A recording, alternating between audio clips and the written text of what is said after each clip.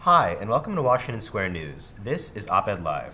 My name is Matthew Tessler, and I'm joined here today by Tommy Collison, Deputy Opinion Editor here at the Washington Square News, and our Digital Director, Hannah Treasure, who is also the editor of WSN's recent Study Abroad issue. Congratulations on that. Thank you. So our topic of discussion today is NYU's two major study abroad sites, NYU Shanghai and NYU Abu Dhabi, who have recently been in the news for some of the wrong reasons, not the right ones.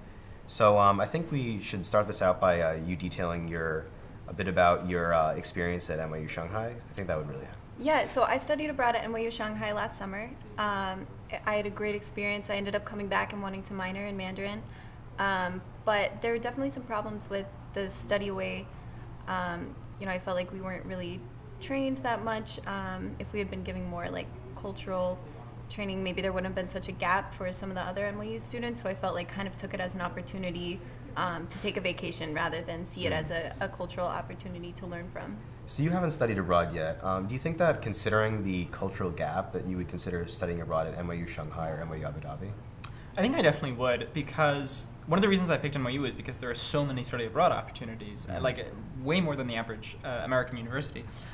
Having said that, there are some kind of concerning things to me in that, you read about the kind of Great Firewall of China and, that they're blocking Skype and, students who study there have huge problems accessing the open internet. Right. And considering that here in New York, one of the things I work on outside of class is I work with a nonprofit that does kind of internet censorship circumvention. I'd be pretty concerned if I went somewhere and I couldn't communicate with my parents, couldn't communicate with my friends at home and everything. Mm-hmm. So that would kind of worry me. But having said that, it's a great kind of learning opportunity, a great cultural opportunity that I would want to take advantage of. Yeah, definitely. Yeah, I actually didn't have a VPN on my laptop until about 3 weeks into my study abroad program. So it was definitely difficult to do homework after being used to just Googling things for so long, and I feel like those resources should be available to students, but because I didn't have my VPN for 3 weeks, I was watching more Chinese news. I was only accessing the information that Chinese citizens would be able to access, and I felt like that really contributed to my learning experience. I don't know if I would have watched as much Chinese TV or read as much of the Chinese newspapers as I was reading.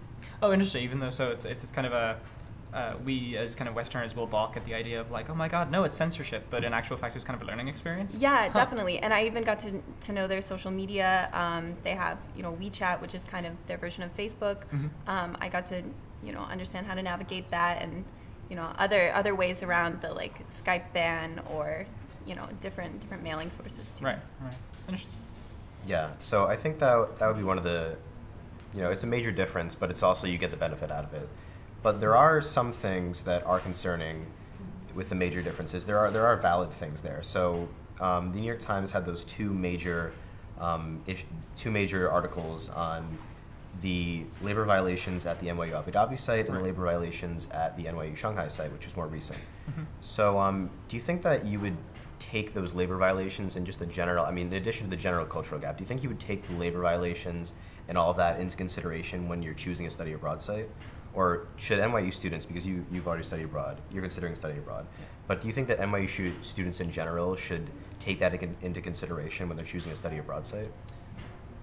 Yeah, so whatever about the kind of internet access or whatever, there are some kind of really concerning notions, especially out of Abu Dhabi, considering that New York is so kind of open and accepting. Right. Moving from our Washington Square campus to Abu Dhabi, where the Minister of Justice has said our society does not accept queer behavior. That's and considering that people will get jailed for cross-dressing, that's a pretty concerning kind of notion for a study abroad site, especially for students when you're trying to kind of learn more and explore new ideas. Mm-hmm. It's pretty worrying. Yeah, well, it's interesting though because if you're NYU and New York City and Greenwich Village are some of the most accepting places and open to the most liberal of ideas, and then mm-hmm. It's in addition to that you're getting just thrown into this completely different and contrasting world.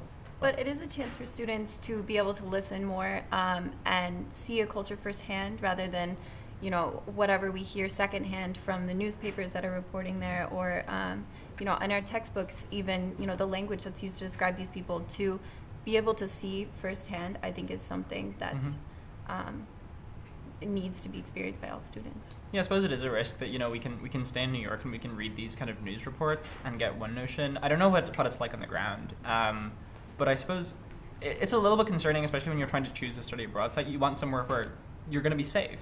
But I suppose it is also a chance to kind of like listen to people whose views might differ from yours. It's a balancing act, I think. Definitely, yeah. I completely agree with that.